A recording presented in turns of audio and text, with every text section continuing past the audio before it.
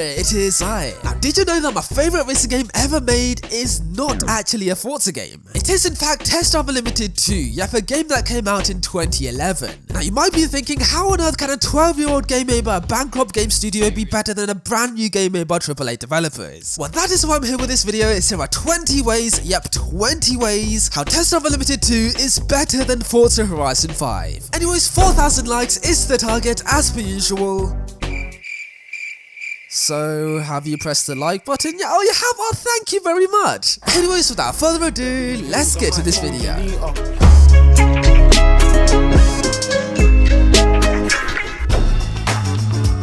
Now, one of my favorite things about Test Drive Unlimited 2 is the sheer size of the map, because it is massive. I mean, fun fact, Test Drive Unlimited 2's map is actually a 1:1 scale map of the real-life Ibiza island. Meaning TDU2's map is 571 kilometers squared, which is humongous. And what's crazier is TDU2 has an additional map that's 1,545 kilometers squared. Now that is 15 times bigger than the original map of Horizon Mexico. Now that is so impressive. Now, some Forza Horizon 5 players may prefer the map of an older game like Forza Horizon 2 to the map of Horizon 5. But if you want to drive on the map of Forza Horizon 2, then you need to buy Forza Horizon 2. However, in TDU2, not only do we get the map of Ibiza in the game, but we also got a secondary map of Test Drive Unlimited 1's Oahu in the base game of TDU2. How amazing is that? And the craziest bit is that Oahu is actually 3 times bigger than Ibiza. That means in total you get over 2,000 kilometers squared of space to actually drive around on this map. Now that is crazy.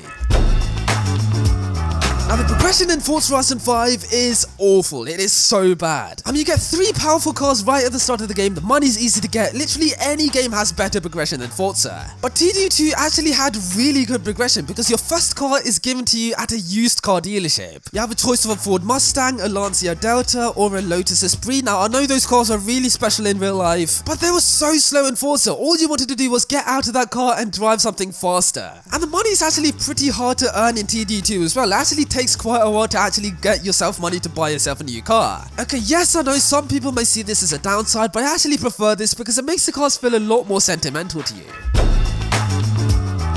My favorite thing about Test Drive Unlimited games are the amount of shops there are. Because if you want to buy a car, then you can visit the dealership of said car company and then buy that car. You can also visit the used car dealership if you want a bit of a discount. Also, if you want a new haircut, then you can visit the barber shop and change your hairstyle, give yourself a beard. If you want to change your clothes, you can visit the clothes shop scattered all around the island and select what clothes you want to wear. If you don't like how your character looks, then you can visit the cosmetic surgery and literally change up the face of your character. If you want to upgrade your car, then you can visit the tuning shop and make your car so much faster. And of course, if you want to buy a house, then you can visit a real estate agency and you can trade in your old house or buy the new house. It's so cool. Because in Forza Horizon 5, everything you can do in one place, which I know is kind of streamlined and it's easier, but it's boring.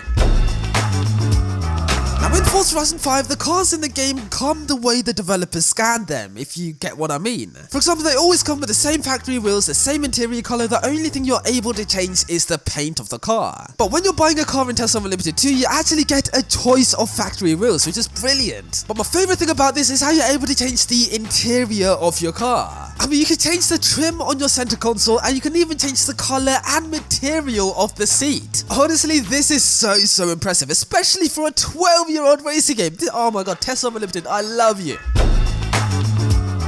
Now in Forza Horizon 1 and Forza Horizon 2 you had to stick with the character you were given, then Forza Horizon 3 you had character selection, then Forza Horizon 4 you can change the character's clothes and they can do emotes, and then in Forza Horizon 5 you can change their hairstyle and their socks. But in TDU2, yeah, oh my days, it was next level. As you can customize the face, choose how many wrinkles there are, you can choose if they're tanned or not, you can choose how many freckles you want. Everything is so intricate and you can even add facial hair to your character, which you can't do in Forza. And then after your character undergoes plastic surgery, they have to wear a cast on their head.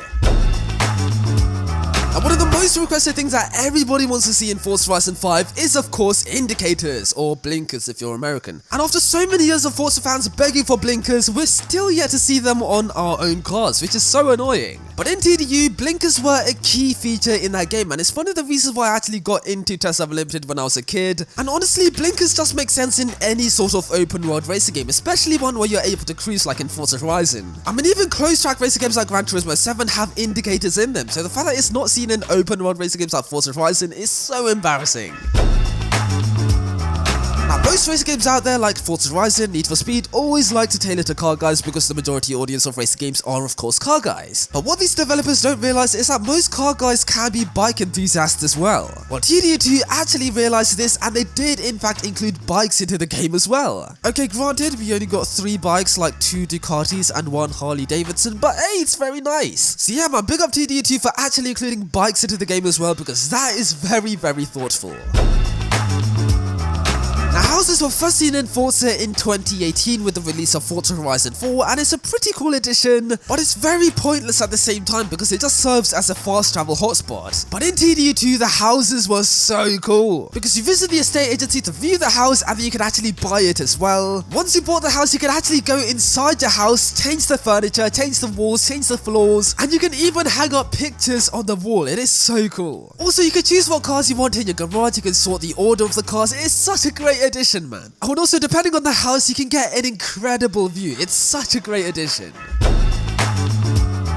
Now, the characters in Forza Horizon 5 are so boring. But in TDU2, there were so many different characters and each one of them had a different personality. I mean, there were friendly ones, there were intimidating ones, there were snobby ones, there were weird ones, a lot of them were very weird. And honestly, the characters in the game added so much character to the game, literally. Now, yes, I know the cutscenes in TDU2 were very cheesy and sometimes a little bit cringe, but I'll take these cutscenes any day of the week over Forza Horizon 5's cutscenes because Forza Horizon 5, your cutscenes are weak.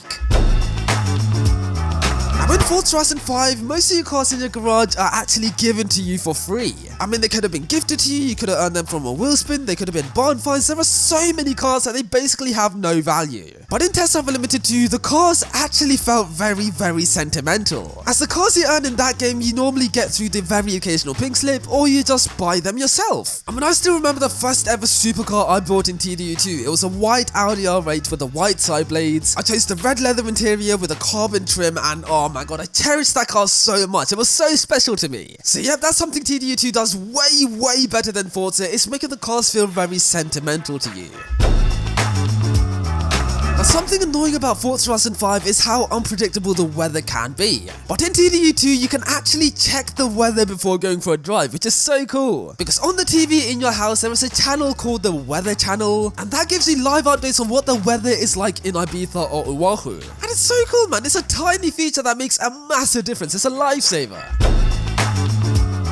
Now in Forza Horizon 5, you can earn money from doing races, wheel spins, and yeah, just those two. But in TDU2, there are so many ways to make money in that game. I mean, you can visit the casino, you can flip cars using the used car dealership, you could use Frim, which is free ride instant money, and the missions in Test Drive Unlimited 2 are so interesting as well. As it's not just races over and over again, because there are speed trap missions, there are elimination races, there were missions where you had to tail a cheating girlfriend's car, there were some missions where you had to drive carefully because the passenger got easily car sick. Some missions you had an adrenaline junkie as a passenger and you had to drive as crazy as possible. And there were some missions where you had to borrow someone's supercar and you had to drive them as carefully as possible. It was so interesting.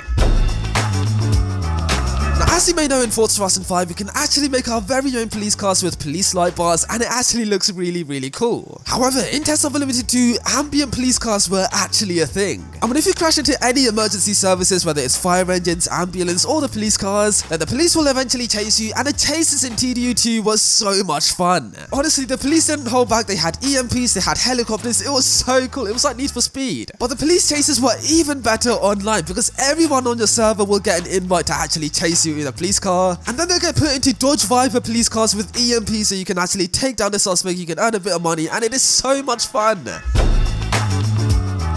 in Forza Horizon 5, when you drive through the tunnel in the cockpit view,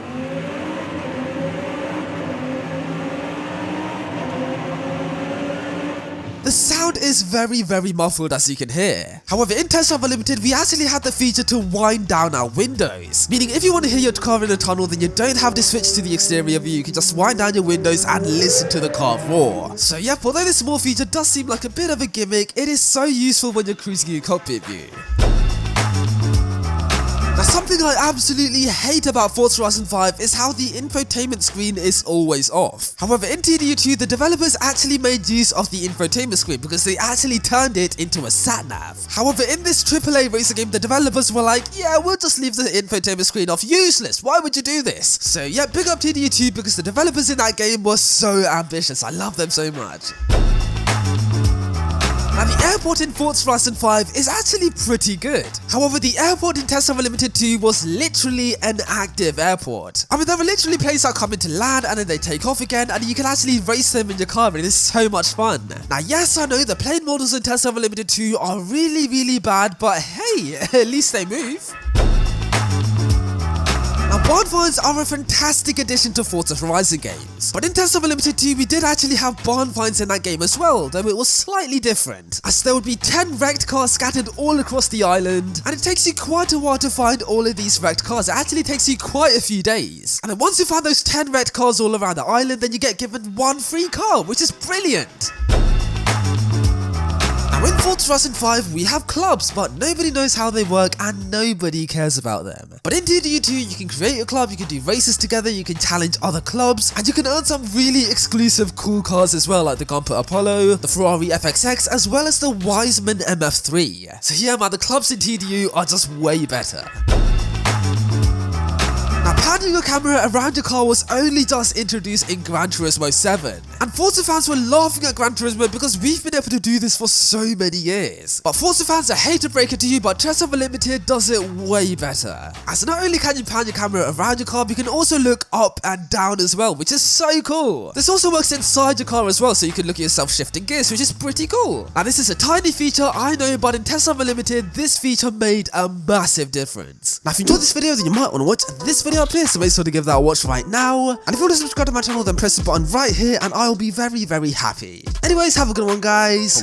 Cheers.